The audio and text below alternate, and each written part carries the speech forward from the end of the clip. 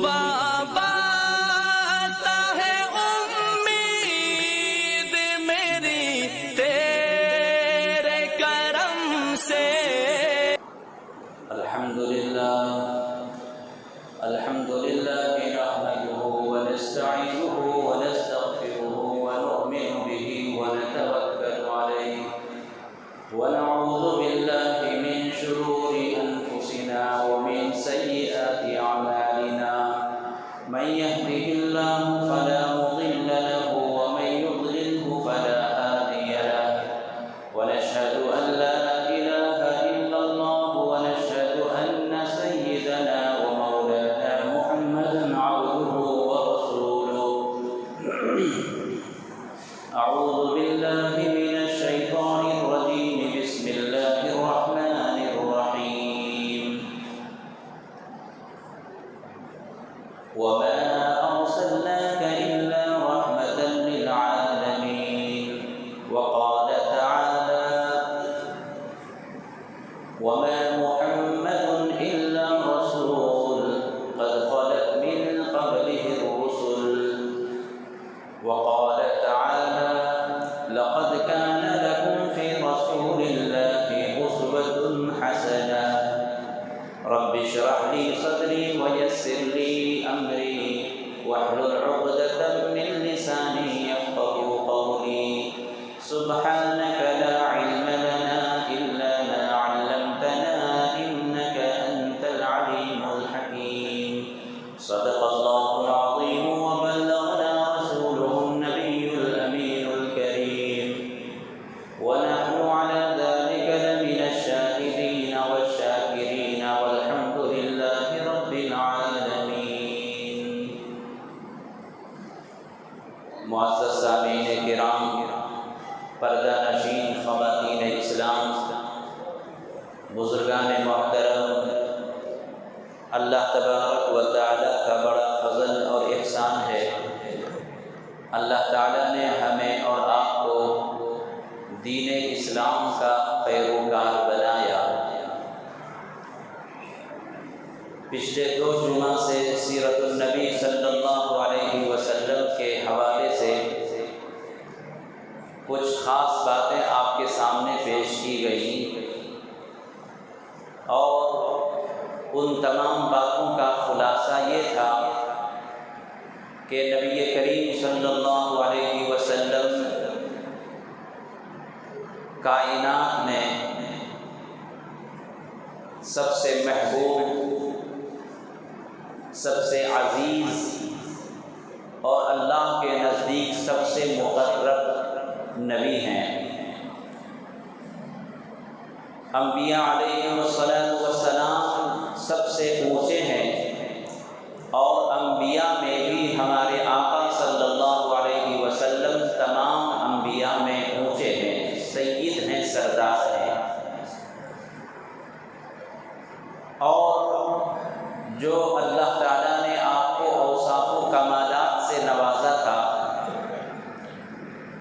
وہ تمام انبیاء کے مقابلے میں تنہا اوصاف اللہ نے آپ کو عطا کیے تھے۔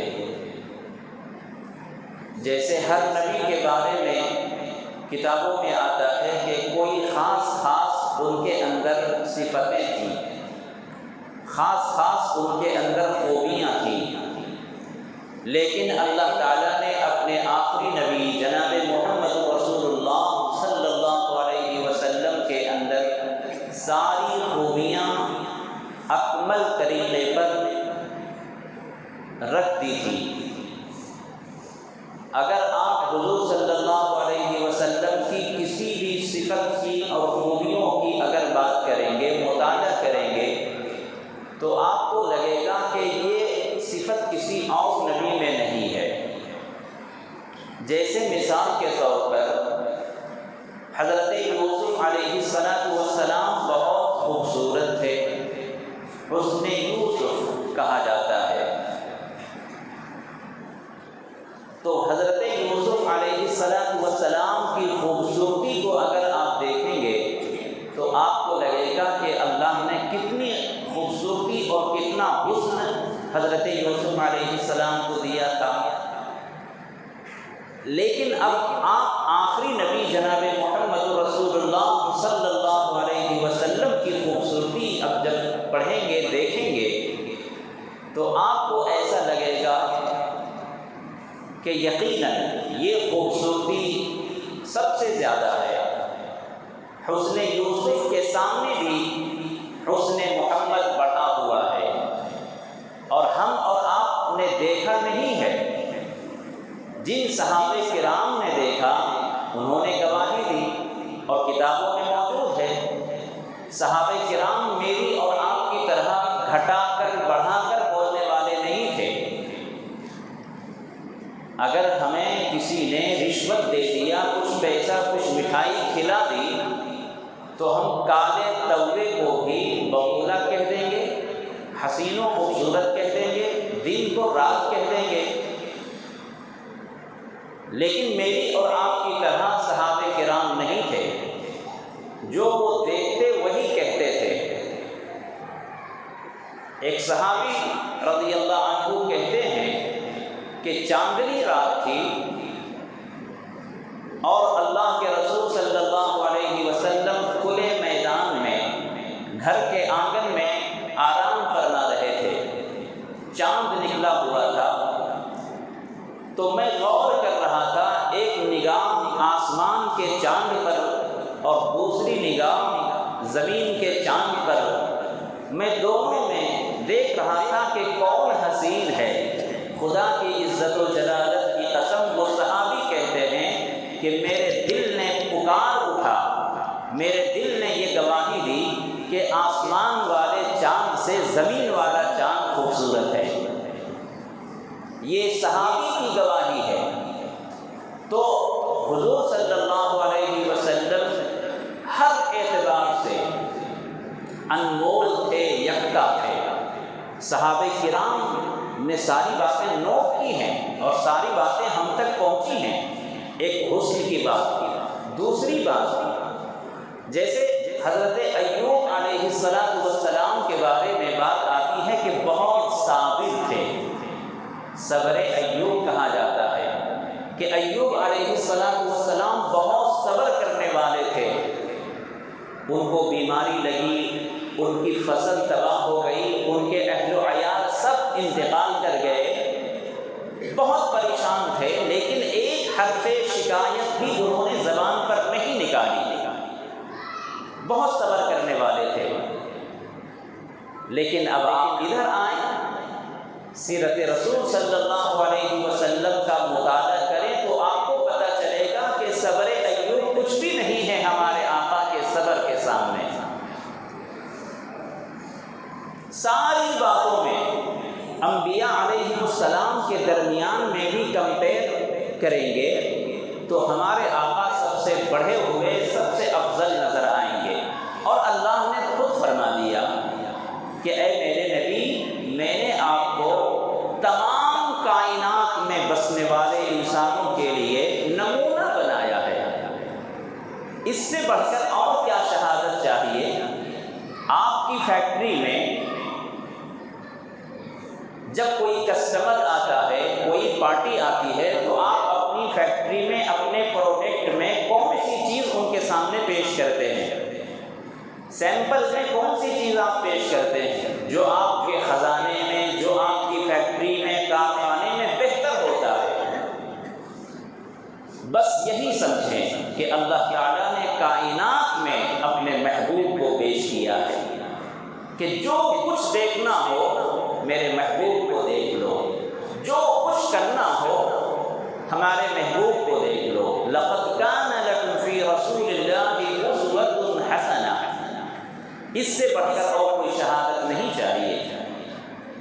اگر تعصب کا چشمہ آنکھوں پر نہ لگا ہوا ہو، فرقہ پرستی اگر زہر انجیکشن نہ لگا ہوا ہو، تو ہر آدمی پکار کر کہے گا کہ یقیناً پیغمبر اعظم جناب محمد رسول اللہ صلی اللہ علیہ وسلم سے بڑھ کر افضل کے اعتبار سے، خوبصورتی کے اعتبار سے، مقام و مرتبے کے اعتبار سے، حکمرانی کے اعتبار سے کوئی دوسرا نہیں ہو سکتا۔ تو میں نے پچھلے 2-3 جمعوں میں آپ کو یہ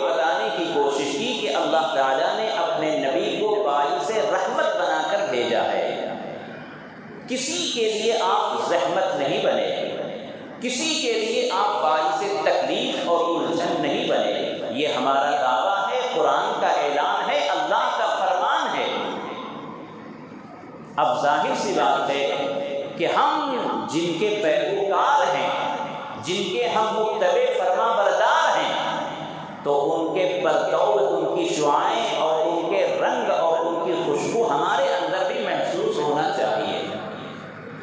کتنی بڑی بدنصیبی کی بات ہوگی کہ آپ کے گھر میں بہت اعلیٰ قسم کی خوشبو ہو، عطر ہو، سینٹ ہو، اور آپ کے بدن میں اس کا ذرا بھی اثر معلوم نہ ہوتا ہو۔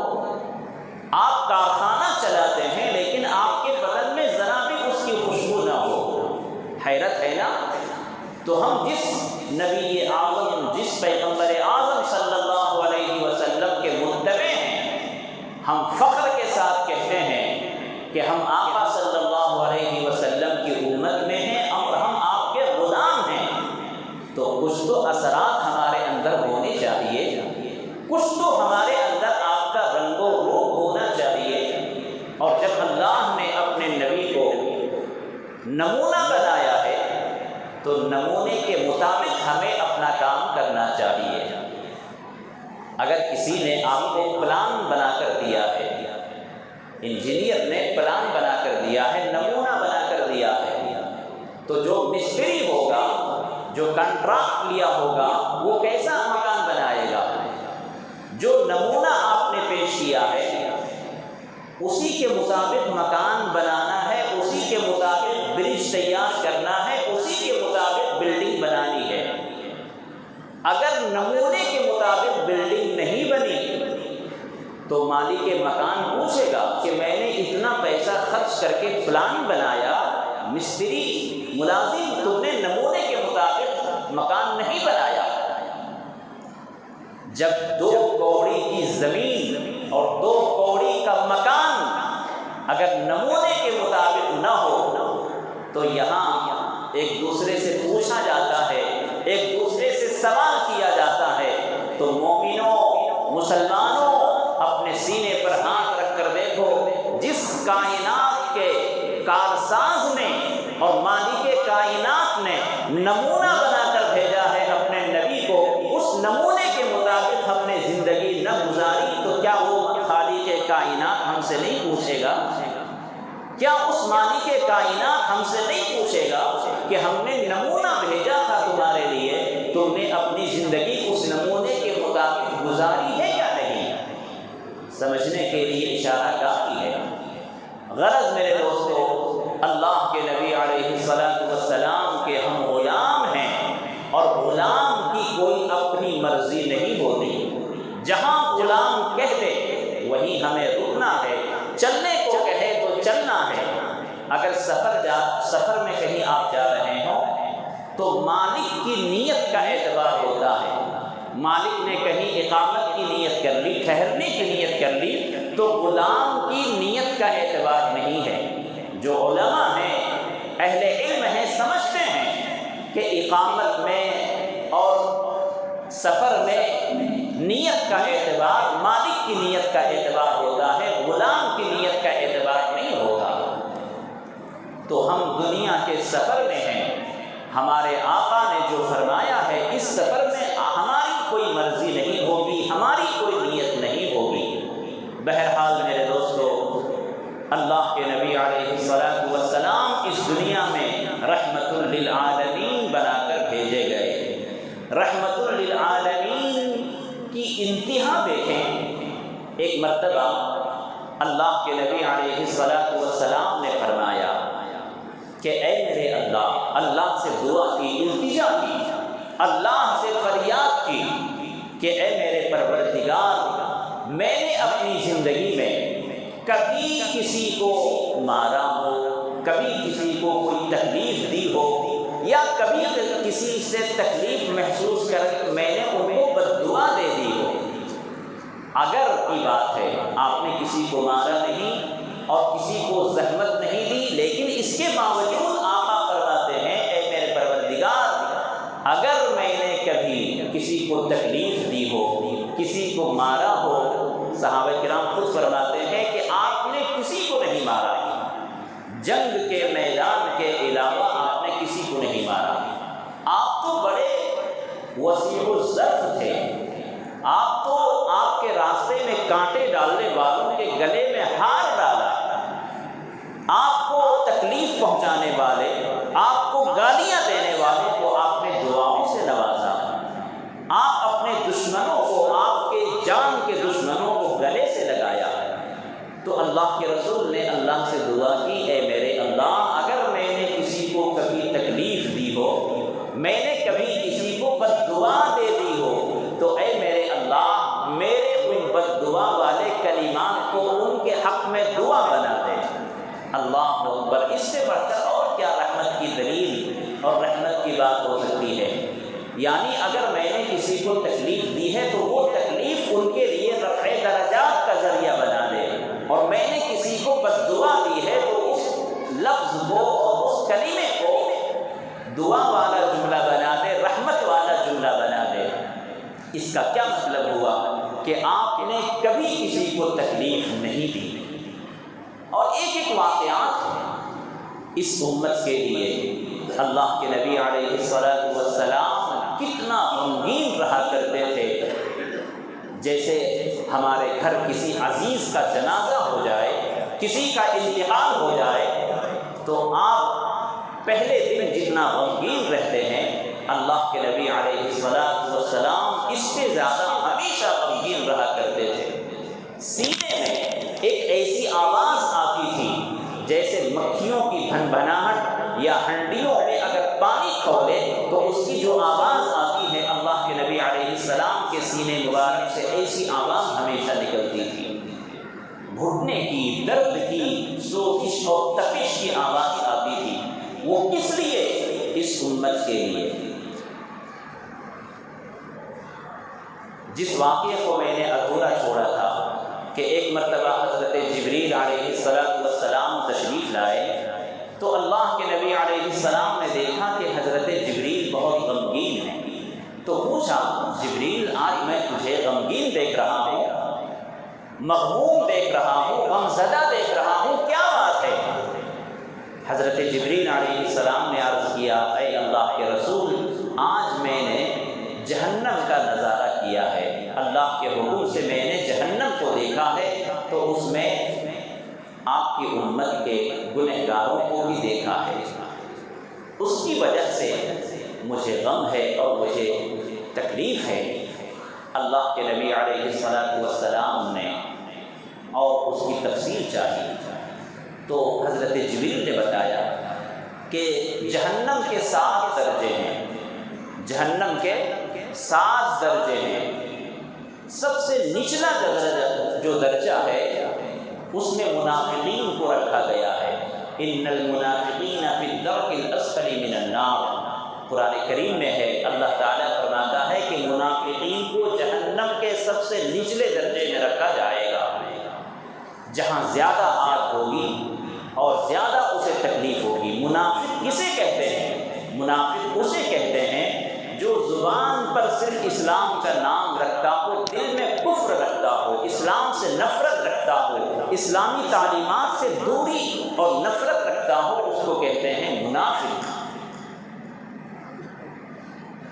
حضرت جبریل نے فرمایا کہ اے اللہ کے نبی، سب سے نچلے درجے میں منافقین کو رکھا گیا ہے، اور اس کے اوپر 6 درجے میں کفار و مشرکین کو رکھا گیا ہے، اور اس سے اوپر 5ویں درجے میں اس میں سورج و چاند کی پرستش کرنے والے، چاند اور سورج کی پوجا کرنے والے کو رکھا گیا ہے، اور 4تھے درجے میں آگ کی پرستش کرنے والوں کو، آتش پرستوں کو رکھا گیا ہے، اور تیسرے درجے میں یہودیوں کو رکھا گیا ہے، دوسرے درجے میں نصارہ اور عیسائیوں کو رکھا گیا ہے۔ اتنا کہنے کے بعد حضرت جبریل خاموش ہو گئے۔ 7ویں سب سے نچلے درجے میں منافقین، اس کے اوپر 6 درجے میں کفار و مشرکین، اس سے اوپر 5ویں درجے میں سورج و چاند کی پوجا کرنے والے، اس سے اوپر 4تھے درجے میں آگ کی پرستش کرنے والے، تیسرے درجے میں یہودیوں کو، اور 6 درجے میں دوسرے درجے میں نصارہ کو، اور اس کے بعد اوپر سب سے پہلا درجہ۔ اتنا کہنے کے بعد حضرت جبریل خاموش ہو گئے۔ حضور نے پوچھا کہ آگے بولو، سب سے اوپر درجے میں کس کو رکھا گیا؟ تو حضرت جبریل علیہ السلام نے روتے ہوئے یہ کہا کہ اے اللہ کے نبی، سب سے اونچے پہلے والے درجے میں آپ کی امت کے گنہگاروں کو رکھا گیا ہے۔ اتنا سننے کے بعد ہمارے آقا صلی اللہ علیہ وسلم تڑپنے لگے کہ میری امت کے بھی لوگوں کو جہنم میں رکھا جائے گا۔ اتنا کہنے کے بعد، سننے کے بعد آپ بے قرار ہو گئے۔ روایت میں آتا ہے کہ اس کے بعد آپ نے 3 دن تک ایسی حالت بنا دی تھی اور آپ کی کیفیت ایسی ہو گئی تھی کہ آپ نماز پڑھاتے اور اپنے حجرے میں تشریف لے جاتے، ازواج مطہرات کے پاس نہیں جاتے، اپنی بیویوں کے پاس نہیں جاتے، بس نماز پڑھایا اور حجرے میں تنہائی میں اللہ کی عبادت میں مصروف ہو جاتے۔ جب 3 دن گزر گئے، کسی صحابی سے بات چیت نہیں، کسی سے کوئی تعلق نہیں، بس نماز پڑھایا اور حجرے میں تشریف لے گئے۔ جب 3 دن ہو گئے تو حضرت ابو بکر صدیق رضی اللہ عنہ سے رہا نہیں گیا۔ حضرت ابو بکر صدیق نے جا کر دروازہ کھٹکھٹایا، السلام علیکم یا رسول اللہ کہا، لیکن اندر سے کوئی آواز نہیں، کوئی اجازت نہیں، اندر نہیں آ سکتے۔ آخرکار وہ بھی واپس لوٹ گئے اور حضرت عمر سے کہا کہ اے عمر آپ جائیں، ہو سکتا ہے آپ کو اجازت مل جائے۔ حضرت عمر فاروق رضی اللہ عنہ گئے، انہوں نے بھی دروازے پر کھڑے ہو کر السلام علیکم کہا، لیکن اندر سے کوئی جواب نہیں، وہ بھی واپس لوٹ گئے۔ حضرت سلمان فارسی رضی اللہ عنہ ملے۔ حضرت عمر نے کہا کہ اے سلمان، اللہ کے رسول صلی اللہ علیہ وسلم آپ سے بہت قربت رکھتے ہیں اور آپ ان کے اہل بیت میں سے، اللہ کے رسول نے فرمایا ہے السلمان منا اہل البیت فرمایا ہے، تو ہو سکتا ہے آپ جائیں، آپ کو اجازت مل جائے۔ حضرت سلمان بھی گئے، دروازے پر کھڑے ہو کر السلام علیکم کہا، لیکن اجازت نہیں ملی، وہ بھی لوٹ گئے۔ حضرت علی رضی اللہ عنہ سے کہا کہ آپ جائیں، ہو سکتا ہے آپ کو اجازت ملے، لیکن حضرت علی رضی اللہ عنہ نے سوچا کہ ان حضرات صحابہ کرام سے جب اجازت نہیں ملی تو مجھے بھی ہو سکتا ہے اجازت نہ دیں، تو کیوں نہ ایسا طریقہ اختیار کیا جائے کہ اجازت مل ہی جائے۔ انہوں نے یہ طریقہ اختیار کیا کہ حضرت علی رضی اللہ عنہ نے اپنی زوجہ، اپنی بیوی صاحبہ حضرت فاطمہ الزہرا رضی اللہ عنہا سے جا کر کہا کہ اے میری بیوی صاحبہ، یہ کام آپ کریں کہ آپ جا کر اپنے ابا حضور صلی اللہ علیہ وسلم سے اجازت لیں اور آپ پوچھیں کہ کیا بات ہے، آپ اتنے غمگین کیوں ہیں، آپ اتنے پریشان کیوں ہیں، صحابہ سے کوئی بات چیت نہیں، ازواج مطہرات سے کوئی بات چیت نہیں، کیا بات ہے؟ حضرت فاطمہ رضی اللہ عنہا نے سلام کیا۔ اللہ کے رسول صلی اللہ علیہ وسلم نے اپنی بیٹی اور دختر کی آواز کو سنتے ہی اجازت دے دی۔ حضرت فاطمہ رضی اللہ عنہا نے جا کر پوچھا، ابا حضور، صحابہ کرام بہت بے چین ہیں، صحابہ کرام بہت پریشان ہیں، آپ کسی صحابی سے کچھ بات چیت نہیں کر رہے ہیں، ازواج مطہرات سے بھی نہیں مل رہے ہیں، اس لیے بتا دیا جائے کہ کیا بات ہے۔ تو حضور صلی اللہ علیہ وسلم نے ساری باتیں وہ بتا دی اور اس کے بعد لمبا سجدہ کیا۔